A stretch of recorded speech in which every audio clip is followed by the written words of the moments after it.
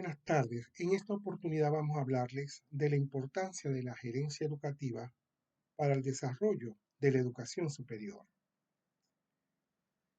Estamos a meses, digamos, de volver a la normalidad producto de la pospandemia.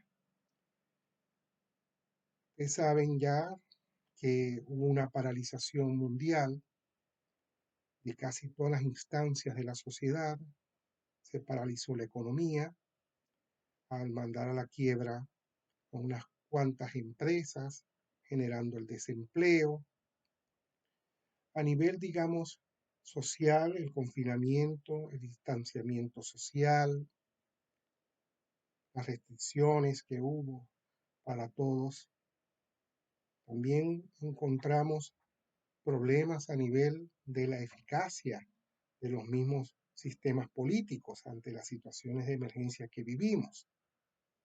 A nivel cultural, artístico, también hubo una paralización y por supuesto la educación en general también la tuvo, generándose en ese interín de la pandemia o del confinamiento modelos online, virtuales. Estuvo muy cargado de improvisación. Claro, se usaron para poder salvar los semestres o el año escolar. Ahora bien, a nivel de la educación es necesario establecer cambios sustantivos. Ya desde décadas pasadas, la UNESCO y muchos intelectuales, investigadores del área han hecho recomendaciones. Se establecen, por ejemplo, criterios nuevos, se retoman o se mantienen otros. Por ejemplo, se establece mantener la autonomía universitaria, indispensable para el libre desarrollo de la academia, la participación de todos los sectores, la inclusión social de la mayoría de los estudiantes, sobre todo los que no tienen recursos, la calidad educativa y la internacionalización de la educación superior. Ahí ha estado muy bien colocada pues la UNESCO al celebrar esos congresos mundiales o regionales de educación superior. Ahora bien, yo pienso que tenemos que hacer un cambio post pandemia de la realidad mundial y sobre todo de la educación superior. Yo pienso que deben establecerse 4 cambios sustantivos y que para mí son urgentes. En primer lugar, discutir cuál va a ser la opinión, la posición, el papel del ser humano ante estas nuevas realidades.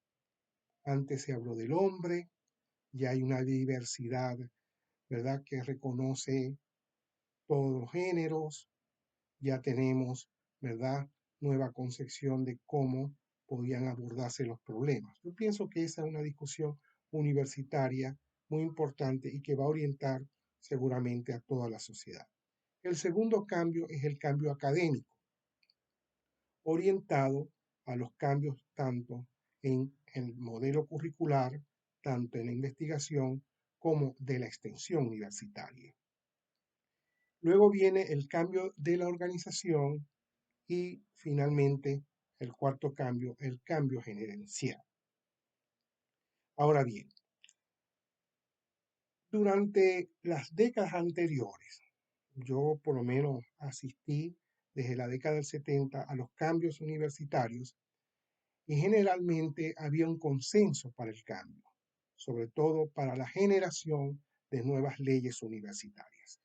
En algunos casos, la confrontación y la participación llevó a nuevas leyes, unas con grandes propuestas, otros más o menos repitiendo lo mismo, pero no es el elemento del cambio universitario. O sea, si bien es cierto, se necesitan cambios, la forma como tradicionalmente se ha venido estableciendo ese cambio, yo pienso que no es el más adecuado. Primero se decreta el cambio universitario y se inicia ese cambio universitario con la participación de todos mediante comisiones de expertos mediante las asambleas, se discute aquí, se discute allá, hasta que se aprueba la ley a nivel de Estado. Luego, en la aplicación hay muchos problemas en la misma. ¿Por qué? Porque generalmente se mantiene la misma organización, la misma forma de dirigir la educación superior. Y por lo tanto, eso generalmente, esos cambios quedan a corto plazo suspendidos. Se repite lo mismo de siempre, las mismas prácticas. Hay una especie de un cambio sin cambiar nada. Por eso es que estudiando este fenómeno, en particular desde 1987, establecí que era necesario establecer una estrategia gerencial, ¿verdad? Que es más efectiva que, digamos, todos esos movimientos que son muchas veces espontáneos, ¿verdad? De la participación profesoral, estudiantil, de la comunidad. Pues bien, esa es la propuesta que yo voy a establecer. Hemos establecido también un modelo, unos principios que vamos a explicar durante esta conferencia. Ahora bien, en cuanto a los cambios académicos, ¿verdad? Tenemos que ir hacia un cambio de la organización curricular. Actualmente, la organización curricular se basa en el modelo disciplinario. Ya desde 1950 que empieza a aparecer nuevas visiones de la ciencia, en el 70, nuevas visiones incluso promovidas y auspiciadas y apoyadas por la UNESCO, como lo vamos a indicar a continuación. Entonces, el cambio curricular debe transitar hacia modelos curriculares integrales. El currículum disciplinario que está vigente hace mucho énfasis en el conocimiento, hace mucho énfasis en lo cognitivo. Entonces se deja de lado la naturaleza del que está participando, del ser estudiantil, que no solamente es conocimiento, también es un ser bio, psicoemocional, psicorracional, social, ecológico y hasta espiritual. Hay que reconocer todas las dimensiones. Y el currículo universitario por eso debe ser integral. Ahora, tiene que ser también sistémico, coordinado con estas áreas de desarrollo del currículo. Y se agrega ahora el concepto de flexibilidad, modelos flexibles, porque si tomamos en cuenta la autonomía del estudiante, él puede armar su propio plan curricular, ¿verdad? Que tiene que ser abierto y sobre todo ahora establecer modelos curriculares mixtos, donde esté la vía presencial y la vía virtual online, ¿verdad? Para combinar. ¿Por qué? Porque si bien es cierto, durante la pandemia se dio prioridad por el único recurso que teníamos, que era el Internet, no hay que llegar a la conclusión de que esa es la única vía. Hay prácticas educativas donde debe estar presente el maestro, el profesor universitario, y donde entre ellos dos, ante las situaciones, problemas de su propia profesión, no se puede formar un médico, ni siquiera un sociólogo solamente por la vía virtual. Tiene que ser una combinación. Y también debe haber unos cambios epistémicos. Epistémicos porque la nueva educación centrada en aprender a ser, aprender a convivir, aprender a pensar y aprender a ser, exige que desde el principio se establezcan los principios y mecanismos de constitución del conocimiento científico. Y en paralelo, pues, para las carreras humanísticas, ¿verdad? Los principios que constituyen esas carreras y a nivel artístico también. Yo me voy a referir en donde yo soy más conocedor, que es a nivel científico. Entonces, es necesario incorporar, bajo esa visión de aprender a pensar, el eje epistemológico metodológico, donde se incluyen niveles de epistemología, niveles de metodología, niveles de instrumentos y técnicas de investigación. Ese cambio epistémico es bastante importante. Ahora bien, también nosotros a nivel del currículum, ¿verdad? Se tiene que establecer un currículum donde la participación en las prácticas profesionales y en la participación comunitaria, unida a toda esa área de formación, debe estar acopladas, integradas. No se puede formar solo un estudiante, aun cuando sea para la mejor forma de pensar, sino también para la convivencia humana, convivencia social. Con respecto al cambio en el área de la organización de la investigación, es importante establecer lo que yo llamo el ciclo de la ciencia. Hasta ahora hay esfuerzos muy importantes de los científicos, de los profesores, en general sus investigaciones, sus textos, sus trabajos de ascenso, pero en muchos casos eso queda allí. Yo digo que hay que establecer una gerencia del proceso de la investigación dentro de la universidad, con ese ciclo de producción, distribución, comunicación, uso y consumo del conocimiento. Yo pienso que la universidad debe darle un carácter más dinámico a esa producción científica. A veces quedan engavetadas, digamos, tantas propuestas. Ahora se tiene que hablar de una gerencia de la investigación científica. Y también con respecto a la organización de la extensión, generalmente eso era una propuesta de servicio, digamos, de si la sociedad se acerca, bueno, la universidad colabora con las instituciones que le hacen su ofrecimiento. No, yo pienso que en esta época hay que dinamizar la participación de la universidad en la organización de la extensión universitaria. Hay que salir a buscar los proyectos, hay que salir a ayudar a las comunidades, hay que salir a ayudar a las instituciones de la sociedad. Ya por lo menos en la Universidad del Zulia, en Venezuela, ha habido una propuesta muy interesante como la Universidad del Servicio que propone el doctor César Ramos. Eso hay que tomarlo en consideración en este momento, sobre todo que se exigen cambios urgentes, necesarios para la estabilización de nuestra sociedad. Con respecto ahora a lo que es el cambio organizacional, ¿verdad?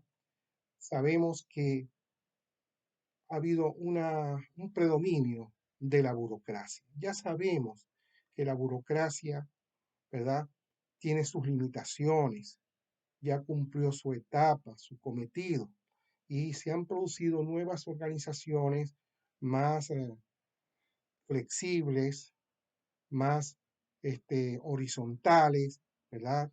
Más en redes, ¿verdad?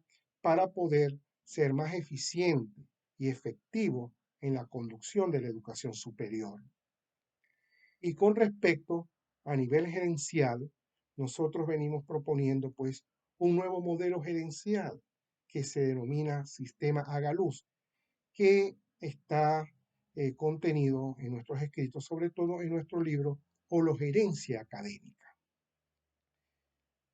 Y luego, con este modelo gerencial, nosotros establecemos una estrategia para poder garantizar el cambio educativo. Ahora, la gerencia educativa tiene unos principios. Yo hasta ahorita podemos sintetizarlo en 7 principios de la gerencia educativa, también llamada gerencia académica. El primer principio es que no es que la gerencia es la que va a determinar la organización educativa, es al revés. Es la naturaleza y los fines de la organización educativa la que va a dictaminar el modelo gerencial que necesita. Ahora, ha habido una resistencia a aceptar la gerencia, porque primero hay una visión simplista de la educación al reducirla todo a la parte pedagógica, descuidando otras dimensiones de la organización educativa que están presentes y al obviarlas pueden generar polarizaciones o conflictos, eso está muy claro. La gerencia, ¿verdad?, se toma entonces como un recurso de la organización educativa, un recurso, ¿verdad?, para establecer estrategias, para establecer dinámicas, para establecer cómo vamos a realizar los cambios, etc. Esa sería primero la visión que yo tengo de la gerencia. Y también la otra resistencia es, o mala visión que hay de la gerencia, de que solamente la gerencia sirve para las organizaciones económicas. No, la gerencia como ciencia es una propuesta para la conducción eficaz, eficiente, efectiva, con calidad y productividad las organizaciones. Miren, la forma de la gerencia o el contenido y la forma de la gerencia es para cumplir los objetivos de la organización, para llevarla al éxito a esa organización. De modo tal que la organización, ¿verdad?, sea económica, social, cultural, política y hasta religiosa, necesita de sus propios modelos gerenciales. Bueno, hemos tratado durante mucho tiempo de crear pues esa conciencia de lo que es realmente la gerencia y en particular lo que es la gerencia educativa, porque no todo modelo gerencial sirve para llevar a la organización educativa. Hay que hacer las adaptaciones de contenido, de sustancia, para que esa gerencia educativa sea la más apropiada para la organización de la educación. El segundo principio que hemos propuesto es que busca la integración. La gerencia busca una integración, ¿verdad?, de la educación, de la economía, del gobierno y de la comunidad social. No podemos tener una escuela, un liceo, una universidad aislada de esos elementos. ¿Por qué? Porque esos elementos van cambiando, aportan o tienen problemas y de alguna manera nosotros tenemos que participar en el abordaje de esos problemas, en la solución de esos problemas. Ahora, esta integración no es fusión, no es que vamos a pegarnos. Si estamos de acuerdo con la autonomía, vamos a eliminar la autonomía. No, la autonomía a nivel de la educación superior es vital, como también es vital en los demás sectores educativos, pero hasta ahora no se ha hecho una lucha sostenida para que ella lo tenga. Incide mucho la política en esos niveles educativos o el gremialismo, etc. El tercer principio es que la gerencia educativa logra un equilibrio entre la tradición académica, la reforma educativa, la innovación educativa y el cambio educativo. Ese equilibrio es importante porque nosotros no podemos llegar de un día para otro a decir borrón y cuenta nueva, no. Hay elementos de la cultura científica, de la cultura humanística, de la cultura artística, como está organizada la educación superior, que hay que mantener, respetar, ¿verdad?, revalorizar constantemente. Ese equilibrio, ¿verdad?, lo establecen los mecanismos gerenciales. Vamos a ver en qué situación hacemos diagnóstico, qué se necesita en este momento, una innovación, un cambio, ¿verdad?, una reforma. Eso es lo que hay que estar pensando. No ir en una sola línea de transformación y de cambio. Yo pienso que debe haber siempre un equilibrio. El cuarto principio de la gerencia educativa es que todo cambio, toda innovación en la organización educativa tiene que llevar a una reorganización cultural, a un reaprendizaje organizacional, porque generalmente cuando se imponen normas, leyes, la gente no le hace caso, mantiene las mismas prácticas. Entonces hay que iniciar caminos de reaprendizaje organizacional.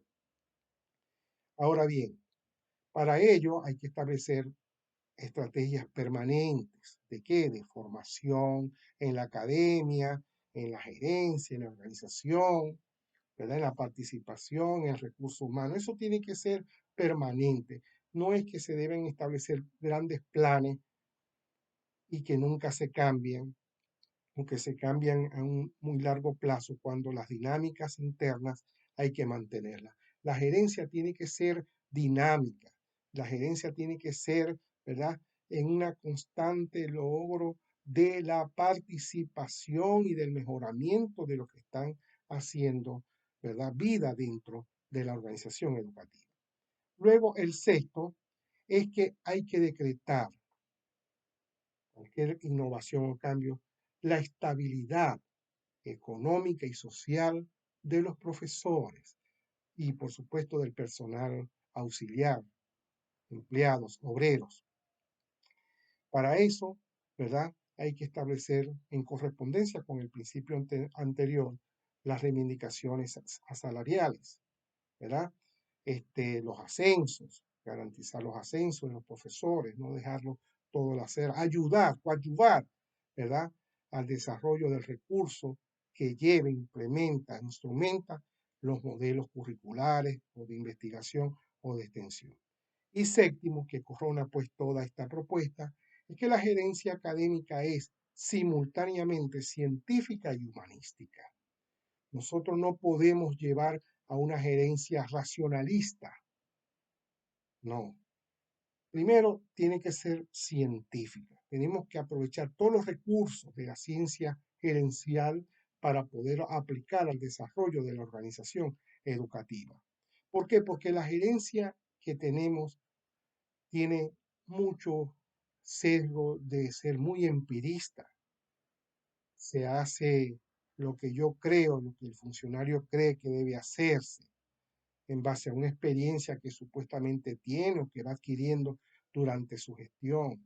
Es coyunturalista porque resulta que se hace lo que se está demandando en el momento. No hay esa dinámica del corto, mediano y largo plazo.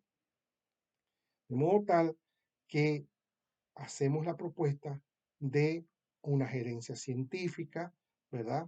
Donde nosotros establecemos los procesos gerenciales como de la investigación gerencial, la planificación, la organización, la dirección, el control y la evaluación.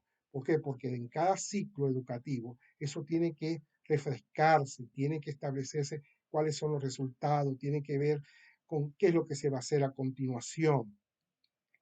De modo tal que ese es un procedimiento de carácter científico. La gerencia siempre ha existido, pero desde el siglo pasado, desde el principio del siglo pasado, hubo un esfuerzo de convertir la gerencia en científica, con todos los parámetros y cánones de la ciencia en general. Pero también es humanística, no es tecnocrática, no es formar un profesional universitario o tener un recurso humano profesoral allí sacándole el jugo en lo máximo, no. Es humanística porque la acción de la gerencia tiene que estar a favor del desarrollo humano de los participantes, a favor del estudiante. ¿De qué vale instrumentar un plan curricular si al final el estudiante no tiene una satisfacción, una felicidad de haber logrado una formación? Igualmente pasa con el recurso profesoral, empleado, obrero. Hay que estar pendiente de lo humano, de la acción humana de la gerencia para lograr una integración humana, social, adecuada. Estos, digamos, son entonces los 7 principios que hemos establecido de la gerencia educativa. Estamos a las órdenes. Nosotros hemos dado cursos, conferencias, hemos estado entrenando a directivos, ¿verdad?, de escuelas, de liceos, de universidades. Tenemos ahorita el programa de formación en competencias en gerencia educativa que complementamos con el curso superior de formación en investigación científica. Y bueno, estamos a las órdenes. He estado hablando, ¿verdad? Yo soy Evaristo Méndez Quintero, soy sociólogo de profesión, doctor en ciencias de la educación. Estamos, ¿verdad? Eh, a la disposición de todos ustedes, ¿verdad? Nuestros libros, nuestros artículos, que están muchos ya por internet, por las redes. Mi correo es evaristoméndez22@gmail.com. Estamos a sus órdenes y bueno, muchas gracias. Hasta la próxima.